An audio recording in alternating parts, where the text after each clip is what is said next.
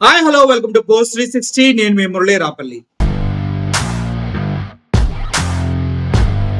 చంద్రబాబు నాయుడు లాంటి వయసు మళ్ళిన రాజకీయ నీతి తెలిసినటువంటి నాయకుడే క్వాలిటీ మద్యం అంటూ ఆంధ్రప్రదేశ్ మొత్తాన్ని మద్యం మొత్తులో ముంచేస్తూ పిల్లల జీవితాలతో తల్లిదండ్రుల జీవితాలతో ఒక రకమైనటువంటి రాక్షస క్రీడ ఆడుతున్న ఈ తరుణంలో ఆంధ్రప్రదేశ్ వ్యాప్తంగా తాగుబోతులు ఎక్కడ పడితే అక్కడ వారి యొక్క నీచ ప్రవృత్తిని కనబరుస్తూనే ఉన్నారు. ఈ తాగుబోతులకి మద్యం దొరకడమేమో కానీ వారు తాగి చేసే విన్యాసాలు అటు తిరుమలను కూడా వదలట్లేదు. తిరుమల తిరుపతి దేవస్థానం దేవుని సన్నిధిలో ఒక తాగుబోతు ఒక ఆవిడ్ని బాధ పెడుతూ తనతో అసభ్యంగా ప్రవర్తిస్తుంటే పోలీసులు పట్టుకున్న వైనం ఇప్పుడు మీడియాలో వైరల్ అయిపోతుంది. వాడు మాట్లాడే మాటలు నేను లోకల్, నేను కావాలంటే తాగుతా, కావాలంటే నీకు కూడా తాపిస్తా, కావాలంటే అమ్ముతా, నువ్వు ఎవడన్నా ఆపడానికి అంటూ పోలీసులపైనే ఎదురు తిరిగి వాడు విన్యాసాలు చేస్తూ ఉంటే చూసే అదృష్టం మనకు కలుగుతుంది. ఇలాగే అనేకమైన విన్యాసాలు. ఒకసారి ఇది కాకుండా మొన్న మళ్ళీ తిరుపతిలో పుట్టపర్తి బస్ డిపోలో ఒక వ్యక్తి బస్సు కిందకి వెళ్ళి పడుకొని నిద్రపోతున్నారు మద్యం మత్తులో తెలియక.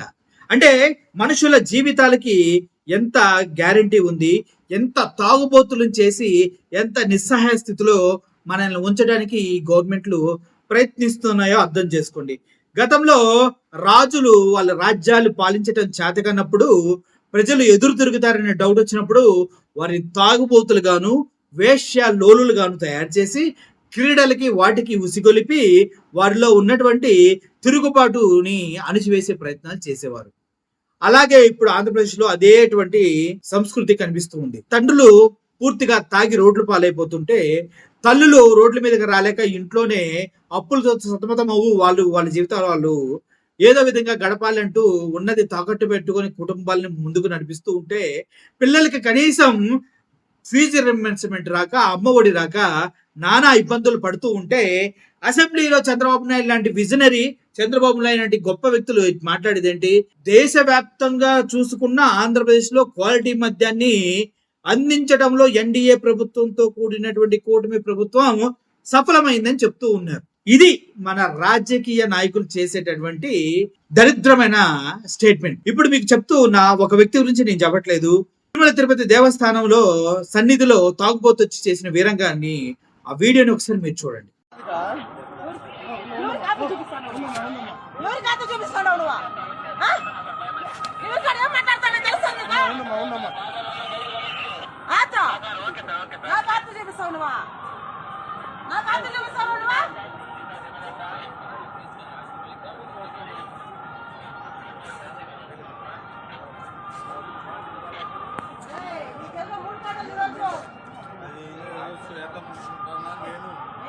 ఇప్పుడు ఏమి చెప్పు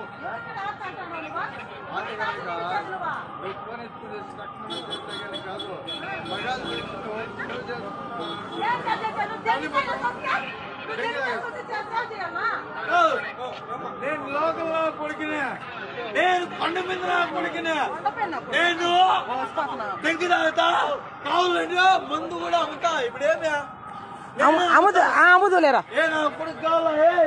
మీకు మందు అంతా కావాలా? ఏ పోలీసు వాళ్ళ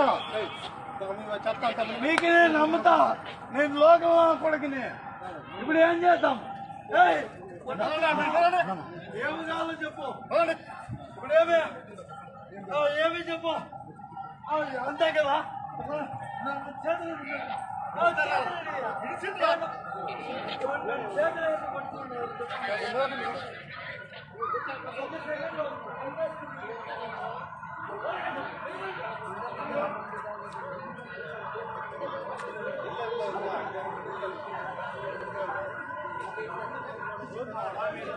చూశారు కదా. అదే విధంగా దేశంలో ఎక్కడెక్కడో విషయాలు నేను మీకు చూపించట్లేదు. కేవలం ఆంధ్రప్రదేశ్ లో జరుగుతున్నటువంటి ఈ దురదృష్టకరమైనటువంటి తాగుబోతు సన్నాసులు చేసే విన్యాసాలనే నేను మీకు చూపిస్తూ ఉన్నాను. ఇప్పుడు మీకు ఇంకో వీడియో చూపిస్తున్నా. ఆ వీడియోలో కరెక్ట్ గా బస్సు కింద పడుకొని నిద్రపోతున్నటువంటి ఒక మహా తాగుబోతు గురించి నేను మీకు చూపించబోతున్నా. పుట్టపర్తి డిపోలో బస్సు కింద పడుకున్న తాగుబోతు. ఈ వీడియోని కూడా మీరు చూసేయండి.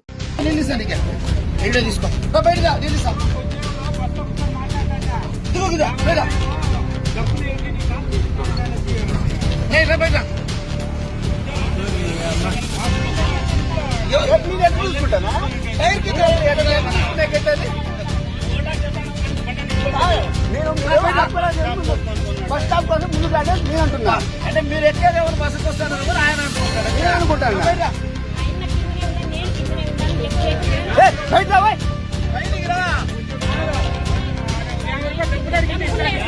నీ అమ్మ డబ్బులు అడిగితే డబ్బులు ఇస్తాం కదా నీ అమ్మ చెత్త మధ్య కొడుక అన్నం.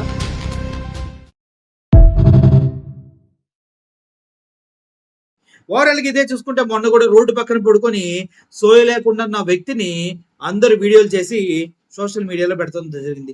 బాబు నువ్వు ఎక్కడి నుంచి వచ్చావు, ఏం చేస్తున్నావు, ఎవరు నువ్వు అన్నా కూడా సమాధానం చెప్పలేని దుస్థితిలో ఆ తాగుబోతు రోడ్డు పక్కన పడిపోయి కనిపిస్తుంది. ఇప్పుడు తిరుమల తిరుపతికి వెళ్ళిన వ్యక్తి అసభ్య ప్రవర్తనకి కారణం మందు. బస్ కింద పడుకొని నిద్రపోతున్న ఈ తాగుబోతుకి కారణం వాడు ఎక్కడ పడుకుంటున్నారో, బస్సు కదిలితే వాడు బతికేందో తెలియక ఆ సోయ లేకుండా ఉండటం మందు కారణం.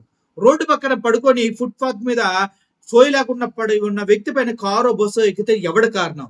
నాణ్యమైన మద్యం ఇస్తున్నా అని చెప్తున్నటువంటి ప్రభుత్వమా, దాన్ని నమ్మి ఓట్లేస్తున్న ప్రజల, లేదంటే దాన్ని తాగుతూ రోడ్డు మీద తూలిపడుతూ బాధ్యత రాహిత్యమైన బ్రతుకులు బతుకుతున్న ఈ ఆంధ్రప్రదేశ్ ప్రజల?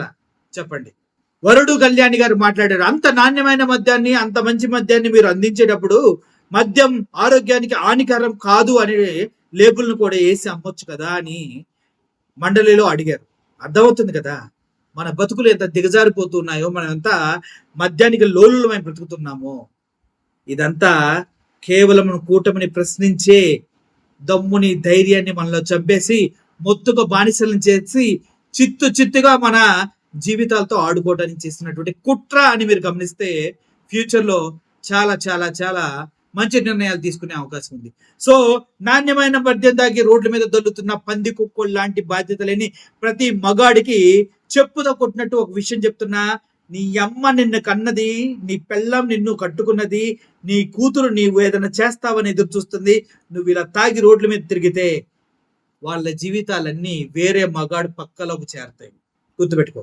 Thank you for watching this video. Murali signing off. Thank you so much.